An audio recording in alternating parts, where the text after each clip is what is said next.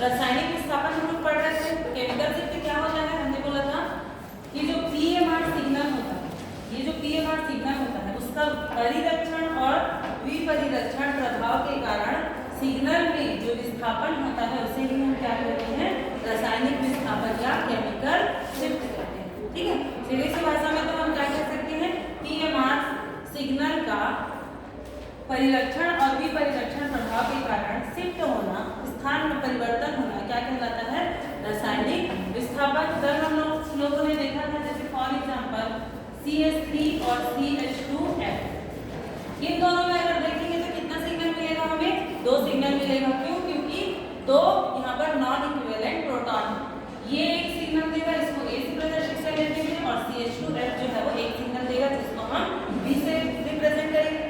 इसीलिए हमने देखा था परिरक्षण और विपरिरक्षण प्रभाव किसे कहते हैं। तो यहाँ पर का जो प्रोटॉन है इसको हम देखेंगे कि किससे किससे जुड़ा हुआ है, तो ये जो है वो क्लोरीन से जुड़ा है। अब हमें ये पता है कि ये ज्यादा इलेक्ट्रोनेगेटिव है, तो ये क्या करेगा, बंद के इलेक्ट्रॉन को अपनी तरफ खींच लेगा। तो यहाँ पर इसके चारों तरफ, इस प्रोटॉन के चारों तरफ हम बोल सकते हैं कि इलेक्ट्रॉन डेंसिटी क्या हो जाएगी, कम हो जाएगी। इलेक्ट्रॉन डेंसिटी कम हो जाएगी मतलब हम बोलेंगे कि ये जो प्रोटॉन है वो कैसा हो गया, डीशिल्डेड हो गया। ठीक है, तो जो डीशिल्डेड होता है उसको हमने बताया था डी करके आपको याद करना है। जो डीशिल्डेड प्रोटॉन है वो किधर की तरफ जाएगा, उसका सिग्नल डाउनफील्ड की तरफ जाएगा।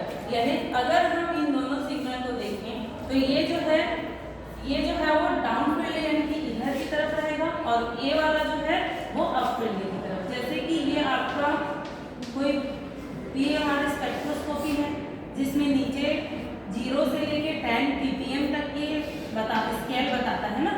ठीक है, इस स्केल को हम लोग क्या बोलते हैं, डेल्टा स्केल बोलते हैं। याद रखना, ये 0 to 10 ppm के बीच में रहता है और एब्जॉर्बर दोनों के बीच में ग्राफ को प्लॉट किया जाता है।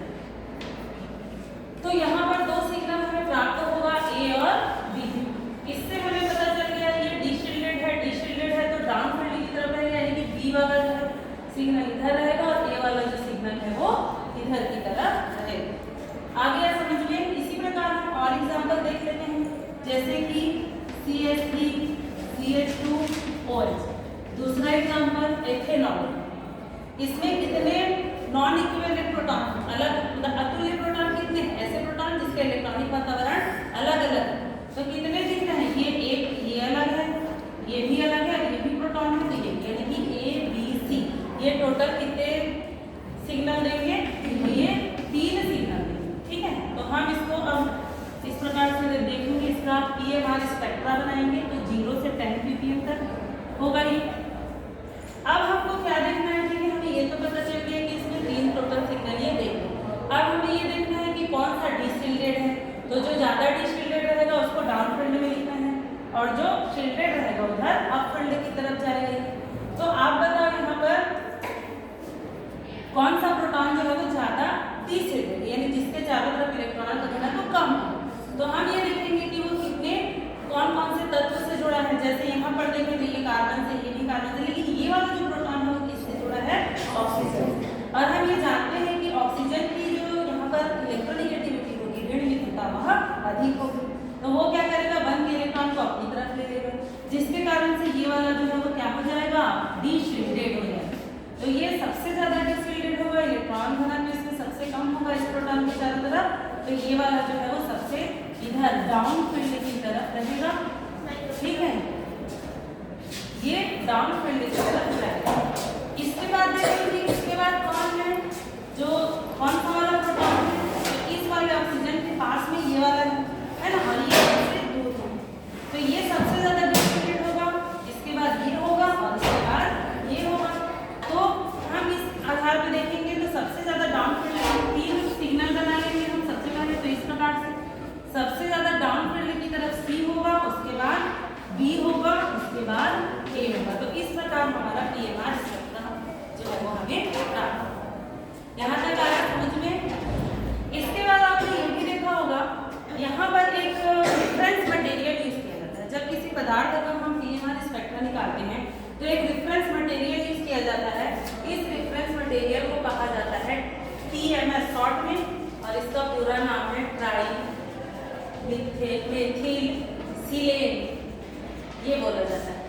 और इसका जो स्पेक्ट्रा या सिग्नल जो होता है वो हमें 0 ppm पर प्राप्त होता है। 0 पर हो रहा है मतलब कि हाईएस्ट फील्ड पर बोल सकते हैं, है ना, क्योंकि इधर वाले को अप फील्ड कहा गया और 10 की तरफ जो जाते जाते हैं उसे डाउन फील्ड, वहाँ पर जो क्षेत्र की तीव्रता है वो कम होती जाएगी। इस क्षेत्र की चुंबकीय क्षेत्र की तीव्रता इधर की तरफ जाने से कम होगी, इसलिए उसको डाउन फील्ड, और इधर ज्यादा है इसलिए से अप फील्ड। तो टीएमएस को रिफरेंस मटेरियल के रूप में यूज किया जाता है। इसका क्वेश्चन किस प्रकार से आता है कि एनएमआर स्पेक्ट्रा या पीएमआर स्पेक्ट्रा प्राप्त करने में टीएमएस को संदर्भ मटेरियल या रेफरेंस मटेरियल के रूप में क्यों यूज किया जाता है, ये क्वेश्चन जो है वो पूछा जाएगा।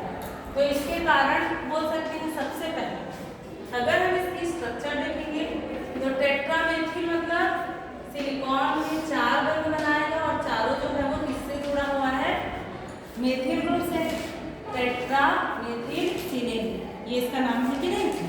तो अब आप देखो इसमें टोटल कितने सिग्नल देगा, एक ही तो देगा, क्योंकि ये जो प्रोटॉन है सभी का जो इलेक्ट्रॉनिक वातावरण है वो समान है, सभी सिलिकॉन से ही जुड़े हुए हैं, कि क्या कोई अलग से जुड़ा है क्या, ठीक है।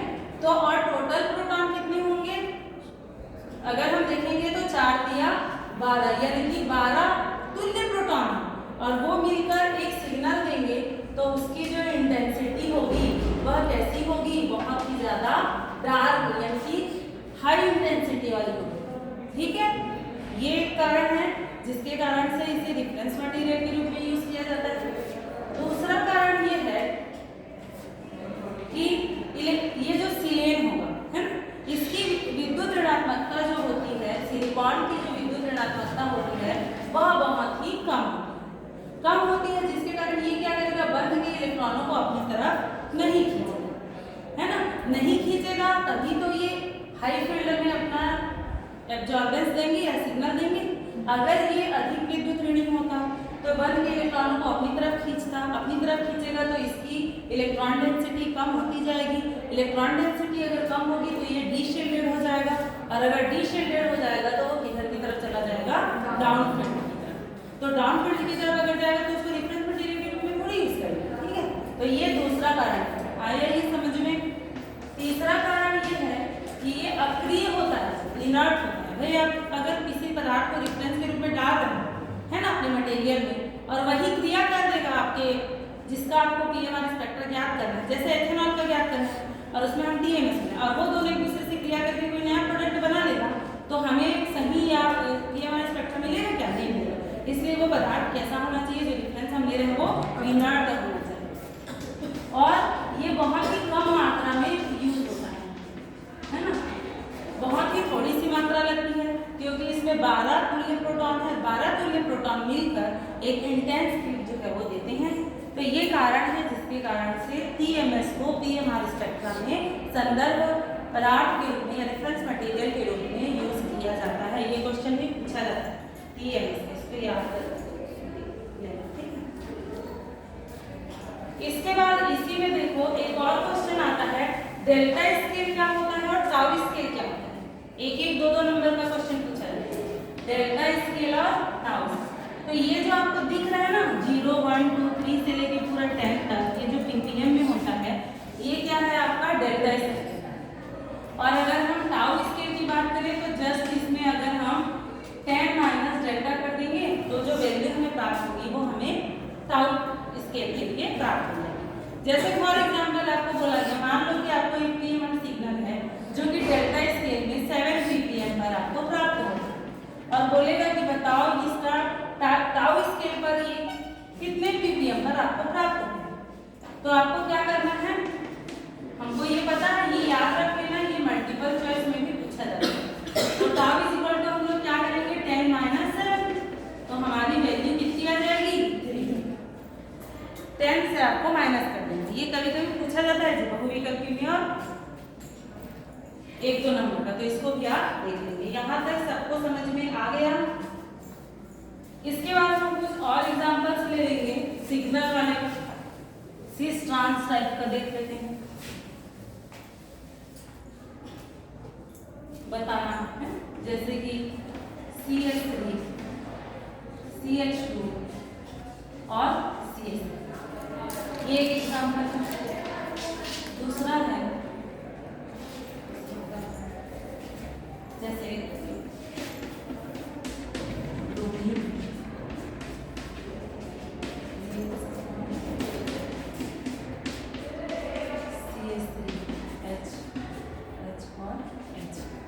तो इसमें बताओ टोटल हमें कितने पीएमआर सिग्नल प्राप्त होंगे? जितने आपके पास अतुल्य प्रोटॉन, अलग अलग टाइप के कितने प्रोटॉन हैं उतने सिग्नल मिलेंगे।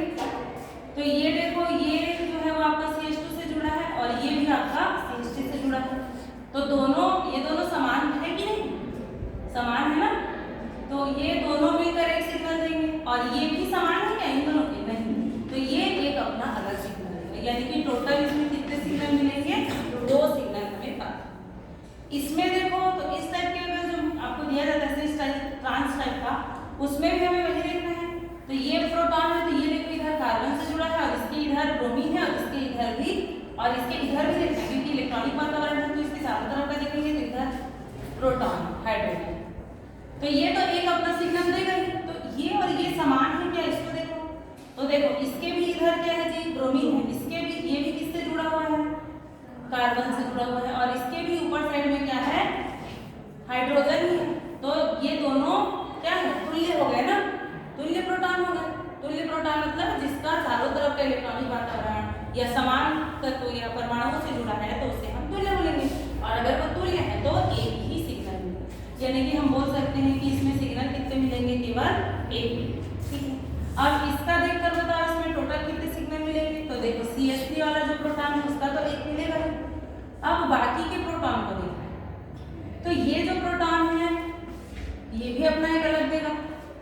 अब ये प्रोटॉन का देखो तो ये कार्बन से जुड़ा है और ये इन दोनों को देखो, ये दोनों अलग है या सेम है? तो ये भी कार्बन से जुड़ा है, ये भी कार्बन से जुड़ा है। लेकिन इसमें इधर कौन है? प्रोटॉन है और इसके इधर क्या है? मेथिल है। तो ये दोनों अलग अलग सिग्नल देंगे, यानी कि ABCD, यानी टोटल यहाँ पर कितने सिग्नल हमें प्राप्त होंगे? 4 सिग्नल हमें प्राप्त। ठीक है, आगे की समझ में किस टाइप का आपको देखो।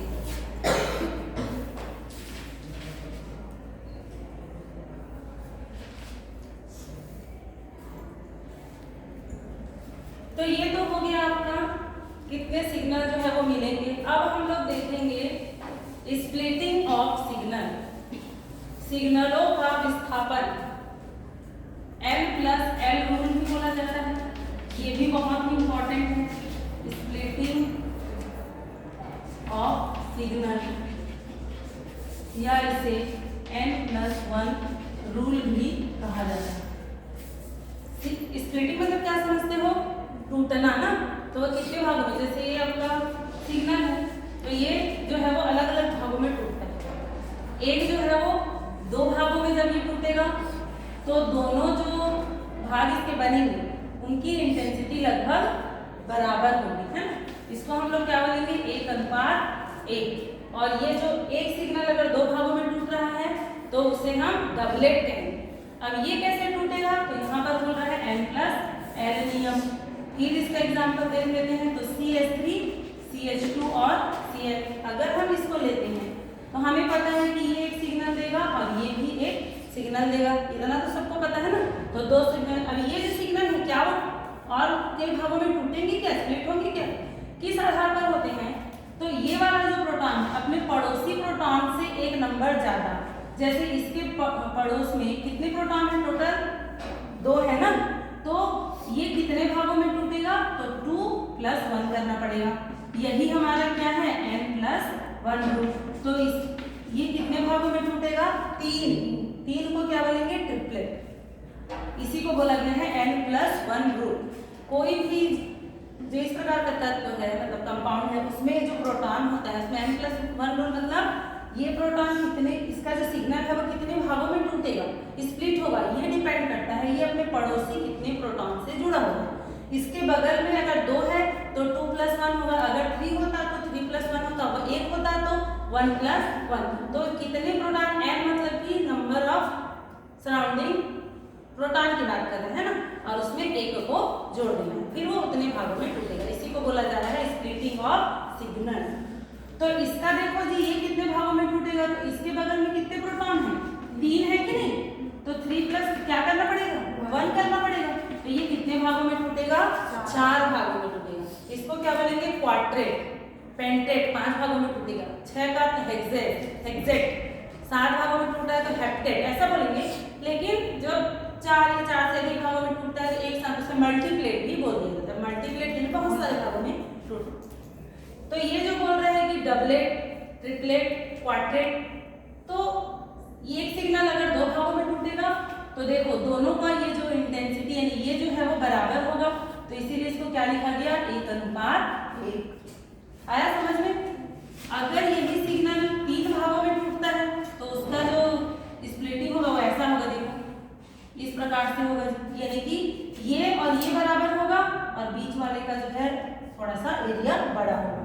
तो इसको हम लोग कैसे रिप्रेजेंट करते हैं, इसको हम लोग करते हैं 1:2:1 से रिप्रेजेंट करते हैं। अगर इसको हम लोग क्या बोलेंगे, ट्रिपलेट बोलेंगे, इसको हम लोग क्या बोलेंगे, डबलेट कहेंगे। और अगर 4 भागों में टूटेगा तो कैसा होगा, एक ये इस प्रकार से होगा, देखो ये वाला और ये वाला समान रहेगा और बीच का जो 2 सिग्नल है वह समान रहेगा। और इसको हम लोग रिप्रेजेंट करते हैं 1:3:3:1 से इसको रिप्रेजेंट करेंगे। और क्या कहते हैं, तो क्वाड्रेट। और बहुत सारे यानी 6-7 ऐसे में टूटता है तो इस प्रकार से इसको लिख दिया जाता है और इसको क्या कहा जाता है, मल्टीप्लेट कहा जाता है। ठीक है, जैसे 6-7-5 भागों में टूटता है तो उसे मल्टीप्लेट कहा जाता है। इतना आया समझ में।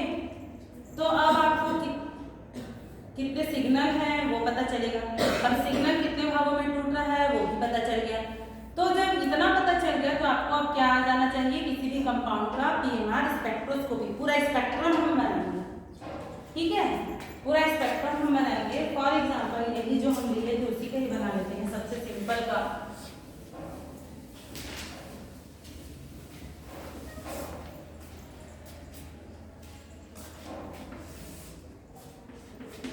CH3, CH2 और C।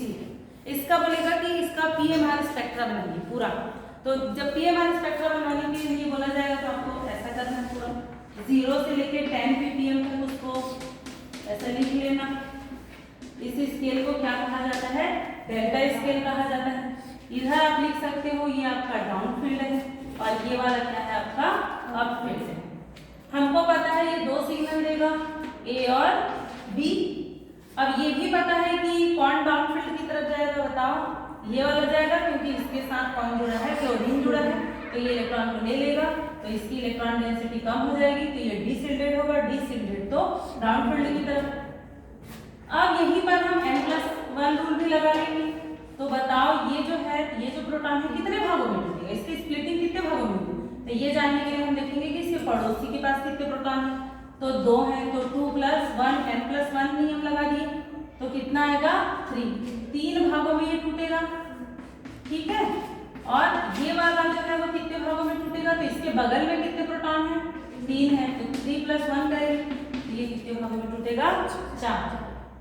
तो इसका ये 3 भागों में टूटेगा और ये 4 भागों में टूटेगा। अब हमको इसको ड्रॉ करना है, तो हमको क्या करना है, डिसिल्डेट वाला कौन सा है, बी वाला, तो बी को डाउन फील्ड में बनाओ इस प्रकार से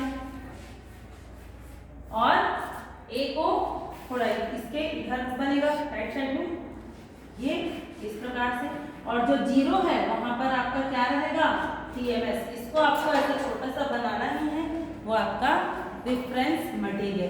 तो ये इस प्रकार का आपका क्या बनेगा जी, ये आपका बनेगा एक पीएमआर स्पेक्ट्रा। कौन से कंपाउंड के लिए, एथिल क्लोराइड। ऐसा आपका पूछा जाएगा क्वेश्चन एग्जाम में। इसी में मैं एक आध और एग्जांपल बता देती हूँ, जैसे कि एथेनॉल। एथेनॉल का भी पूछा जाता है, एथेनॉल का पीएमआर स्पेक्ट्रा समझाइए। यहाँ पर क्या होगा, देखो दूसरा एग्जाम, CH3 CH2OH। तो ये 3 सिग्नल देंगे क्योंकि 3 नॉन इक्विवेलेंट है, ये A, B और C। इसका हमें स्पेक्ट्रा बनाना है 0 से लेकर 10 ppm तक, इसको हम लोग लिखेंगे। इधर एब्जॉर्बेंस हो गया। सबसे ज्यादा डिस्टिलेटेड ये है, फिर ये है और ये। लेकिन उसके पहले हमें क्या जानना है, इसमें स्प्लिटिंग कैसे होगी। तो आपको क्या दिख रहा होगा, इसका पहले तो कर लेते हैं। इसका क्या होगा जी, 2 + 1 यानी कि 3 होगा, और इसके पड़ोस में कितने हैं, 3 + 1 यानी कि इसका 4। लेकिन आपको यहाँ पर कार्बन दिख रहा है क्या, नहीं। अगर आपके बंध है ना, कार्बन नहीं होकर कोई दूसरा तत्व है, तो वहां पर आप इस वाले प्रोटॉन का स्प्लिटिंग नहीं होगा। यानी कि N+1 नियम लागू होने के लिए आपको क्या चाहिए, जो भी प्रोटॉन है वो डायरेक्ट कार्बन से जुड़ा हुआ होना चाहिए। ठीक है, ये अपना अलग से सिग्नल देगा और वो उसकी कोई स्प्लिटिंग नहीं होगी, वो केवल एक है। ठीक है, जैसे यहाँ पर देखो एक और CH3 और C, मान लो इस प्रकार का एक यौगिक है। तो बताओ, ये सब तो तुल्य प्रोटॉन है, तो एक ही सिग्नल देगा, लेकिन इनकी स्प्लिटिंग होगी क्या, तो इसके बगल में कोई प्रोटॉन है क्या, नहीं है, सिर्फ कार्बन है, तो नहीं होगा ना। जस्ट बगल में होना चाहिए प्रोटॉन, तभी तो उसका स्प्लिटिंग होगा, उसका इफेक्ट पड़ेगा और N+1 नियम लागू होगा। यहाँ पर भी इसके बगल में है क्या, नहीं है, तो ये स्प्लिटिंग नहीं होगा। मतलब आपको क्या होना चाहिए, या तो वो डायरेक्ट कार्बन से अटैच होना चाहिए, और कार्बन है तो उसमें प्रोटॉन, तभी तो प्रोटॉन का इफेक्ट पड़ेगा। प्रोटॉन के अकॉर्डिंग हम लोग करेंगे, जैसे CH3